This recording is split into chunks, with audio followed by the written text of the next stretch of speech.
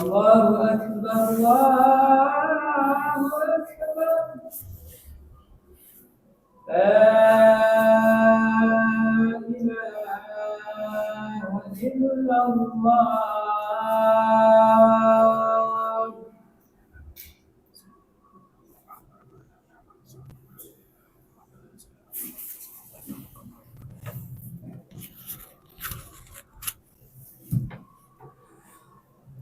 Innal hamdalillah nahmaduhu wa nasta'inuhu wa nastaghfiruh wa na'udzu billahi min shururi anfusina wa min sayyiati a'malina may yahdihillahu fala mudilla lahu wa may yudlil fala hadiya lahu. Asyhadu an la ilaha illallah wahdahu la syarika lahu wa asyhadu anna Muhammadan abduhu wa rasuluhu la nabiyya wa la rasula ba'dahu. Faqad qala Allah ta'ala fi kitabil karim يا أيها الذين آمنوا اتقوا الله وقولوا قولا سديدا يصلح لكم أعمالكم ويغفر لكم ذنوبكم ومن يطع الله ورسوله فقد فاز فوزا عظيما. وقال أيضا يا أيها الناس اتقوا ربكم الذي خلقكم من نفس واحدة وخلق منها زوجها وبث منهما رجالا كثيرا ونساء واتقوا الله الذي تساءلون به والأرحام إن الله كان عليكم رقيبا. وقال أيضا يا أيها الذين آمنوا اتقوا الله وقولوا قولا سديدا يصلح لكم أعمالكم ويغفر لكم ذنوبكم ومن يطع الله ورسوله فقد فاز فوزا عظيما. فإن أصدق الحديث كتاب الله وخير الهدي هدي محمد صلى الله عليه وسلم وشر الأمور محدثاتها wa kullu muhdatsatin bid'ah wa kullu bid'atin dhalalah wa kullu dhalalatin finnar. Ma'asyiral muslimin, jamaah salat Jumat yang diberkahi dan dirahmati oleh Allah Subhanahu wa taala. Patutnya kita bersyukur kepada Allah Subhanahu wa taala, kita masih diberikan umur yang panjang sampai saat ini kita bisa duduk bersama mendengarkan khutbah Jumat untuk beribadah, memperbanyak amal kita kepada Allah Subhanahu wa taala yang mana umur kita tidaklah panjang.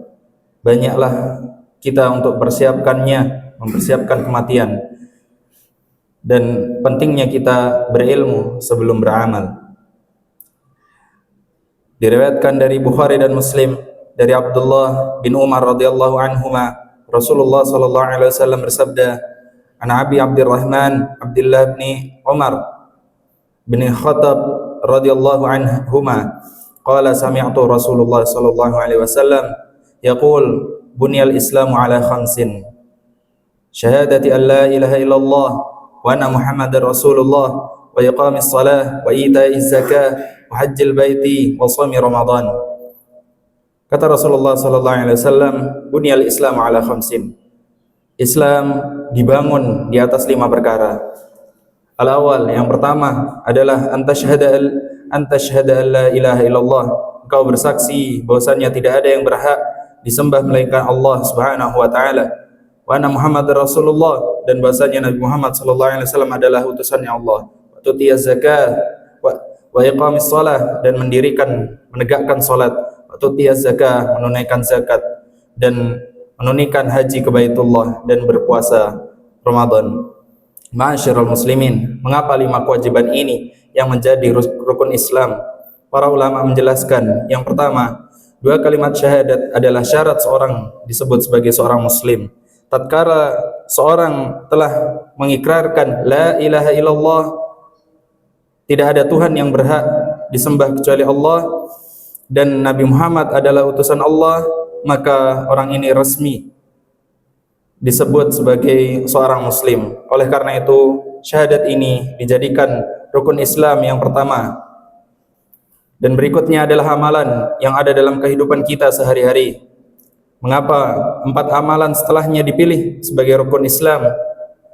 Para ulama menjelaskan bahwa secara umum ibadah bisa dibagi menjadi 2. Ada ibadah yang disebut dengan ibadah fi'liyah, yaitu ibadah yang berupa amalan atau perbuatan, dan ada juga ibadah yang disebut ibadah tarkiyah, yaitu ibadah bentuknya meninggalkan sesuatu.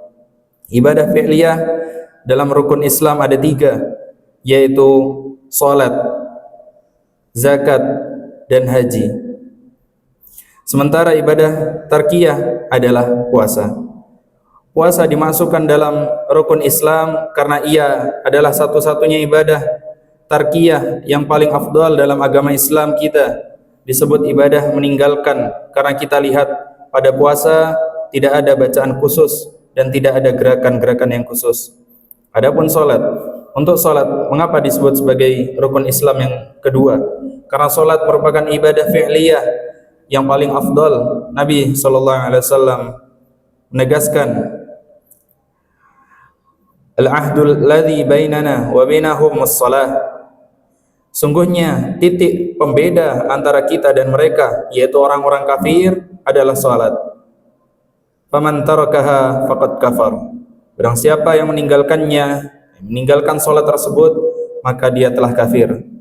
Para sahabat Rasulullah sallallahu alaihi wasallam sepakat, siapa yang meninggalkan salat, maka dia telah kafir. Umar bin Al-Khattab radhiyallahu anhu saat mengalami luka parah setelah ditikam oleh Abu Lu'lu'ah al-Majusi, usus beliau robek. Dalam kondisi tersebut ada yang memberi susu kepada beliau sebagai penawar racun. Ternyata susu tersebut keluar dari usus beliau yang sobek dan beliau pingsan. Dengan kondisi pingsan tersebut ada yang meninggalkan waktu sholat subuh sampai habis waktunya. Beliau pun tersadar.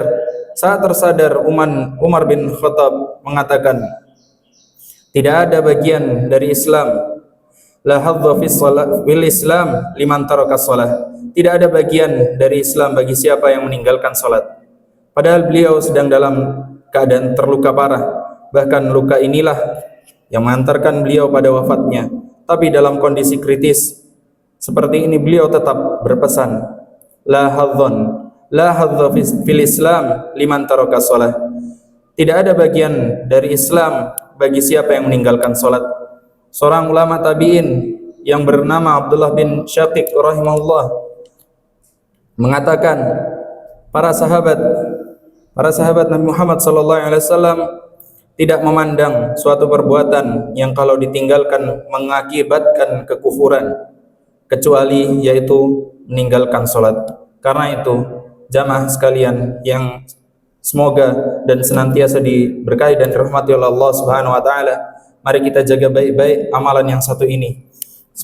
Sepanjang akal kita masih ada, sepanjang nyawa masih di dalam raga, seorang muslim tetap wajib melaksanakan salat sesuai dengan kemampuannya masing-masing, walaupun dia dalam keadaan lumpuh sekalipun. Namun akalnya masih berfungsi, ia tetap wajib mengerjakan salat. Selanjutnya adalah amalan zakat. Zakat adalah amalan yang bentuknya adalah harta, dan zakat adalah amalan harta yang paling afdal. Disebut dengan amalan ibadah maliyah. Al-Quran menjelaskan zakat dengan sangat detail. Demikian juga Nabi SAW menjelaskan zakat dengan rincian yang detail. Mulai zakat harta, zakat pertanian, zakat hewan ternak. Berkaitan dengan zakat, Allah memberikan ancaman bagi orang-orang yang tidak mau membayarnya, bayar zakat. Allah Ta'ala berfirman, sanutikuna ma bakhilu bihi yaumal qiyamah. Harta yang mereka bakhilkan itu akan dikalungkan kelak di lehernya di hari kiamat. Quran Surat Al-Imran ayat ke-180. Apakah kita mau tatkala kita memiliki harta yang banyak di dunia, namun kita enggan untuk zakat, maka Allah mengancam kepada kita bahwasanya akan dikalungkan harta kita kelak di hari kiamat. Rasulullah SAW mengabarkan tentang hukuman bagi orang yang tidak mau membayar zakatnya dengan sabda beliau, siapa saja yang diberi harta oleh Allah tetapi dia tidak mau mengeluarkannya, yaitu untuk zakat, maka pada hari kiamat hartanya akan menjelma menjadi seekor ular yang besar, yang botak, yang memiliki 2 titik hitam di atas matanya. Ular tersebut akan melilit orang itu pada hari kiamat, lalu menggigit kedua sisi mulutnya. dan berkata, aku adalah hartamu, aku adalah kekayaanmu. Hadis riwayat Bukhari. Masya Allah, subhanallah, sesuatu yang dulu mereka sayangi, yang mereka simpan, berubah menyerang mereka sendiri. Allah Ta'ala ubah harta mereka, harta mereka yang mereka cintai itu menjadi musuh mereka pada hari kiamat kelak, bahkan menjadi alat untuk menyiksa mereka di hari kiamat kelak. Di dalam Al-Quran, Allah Ta'ala juga menjelaskan tentang ancaman untuk orang-orang kaya yang tidak mau mengeluarkan zakat harta mereka, padahal dalam harta itu terdapat hak-hak orang-orang miskin. Allah Subhanahu wa Ta'ala berfirman, dan orang-orang yang menyimpan emas dan perak dan tidak menafkahkannya pada jalan Allah, maka beritahukanlah kepada mereka bahwa mereka akan mendapat siksaan yang pedih pada hari yang dipanaskan emas perak itu di dalam neraka jahanam, lalu dibakar dengannya dahi mereka, lambung dan punggung mereka, lalu dikatakan kepada mereka, inilah harta bendamu yang kamu simpan untuk dirimu sendiri, maka rasakanlah sekarang akibat dari apa yang kamu simpan itu. Sekali lagi jamaah sekalian, harta yang mereka simpan, yang mereka sayangi itu menjadi alat untuk menyiksa mereka pada hari kiamat. Kemudian adalah tentang haji. Haji adalah kewajiban yang besar, sehingga meninggalkannya padahal mampu juga merupakan dosa yang besar. Umar bin Khattab radhiyallahu anhu mengatakan, mati saja dalam keadaan Yahudi atau Nasrani. Umar mengulang lagi ucapan tadi sampai 3 kali. Seseorang yang tidak berhaji padahal dia memiliki harta dan mampu menempuh perjalanannya, Umar mengancam demikian, mati saja dalam keadaan Yahudi dan Nasrani. Artinya, di mata para sahabat Nabi SAW, yang mereka adalah orang-orang yang soleh, seorang yang mampu tapi tidak mau mendaftarkan haji dengan alasan tidak dibenarkan, telah melanggar kewajiban yang besar. Kewajibannya merupakan bagian dari keislamannya. Adapun tentang orang yang tidak berpuasa padahal mampu mengerjakannya, mereka juga mendapatkan hukuman yang berat. Suatu malam Rasulullah SAW pernah bermimpi. Dalam mimpi tersebut ada beberapa kejadian yang beliau lihat. Di antaranya kejadian itu yang beliau katakan adalah hadis riwayat Ibnu Hibban, kemudian aku dibawa pergi. Lalu kulihat ada seseorang yang digantung dengan ditusuk otot kakinya, rahangnya sobek mengalirkan darah. Aku berkata, mereka siapa? Dijawab, mereka adalah orang-orang yang berbuka puasa sebelum waktunya. Maksudnya adalah orang tersebut tidak berpuasa sejak awal atau batal puasa sebelum tiba waktunya dengan disengaja. Kita mohon kepada Allah agar kita senantiasa diberikan oleh Allah Subhanahu wa Ta'ala keistiqomahan dan dapat melaksanakan ketaatan-ketaatan dari rukun Islam yang telah kita sebutkan. Dan karena itulah wajib bagi kita mentauhidkan Allah Subhanahu wa Ta'ala. Kita beribadah hanya kepada Allah Subhanahu wa Ta'ala saja, dan kita meyakini bahwasanya Allah Subhanahu wa Ta'ala yang menciptakan, mengatur dan memberikan rezeki kepada kita. Dan juga setelah kita yakin bahwasanya Allah Subhanahu wa Ta'ala Maha Pencipta kita semua dan mengatur dan memberi rezeki kepada kita, kita wajib beribadah hanya kepada Allah Subhanahu wa Ta'ala. Dan juga kita jaga salat kita selama kita masih memiliki kesadaran. Tunaikan zakat bagi kita yang mana tatkala harta tersebut telah mencapai nisab. Setelahnya kita berusaha meniatkan pada diri kita untuk melaksanakan haji bagi yang mampu dan berpuasa di bulan Ramadan. Aqulu qouli hadza wa astaghfirullah li wa lakum.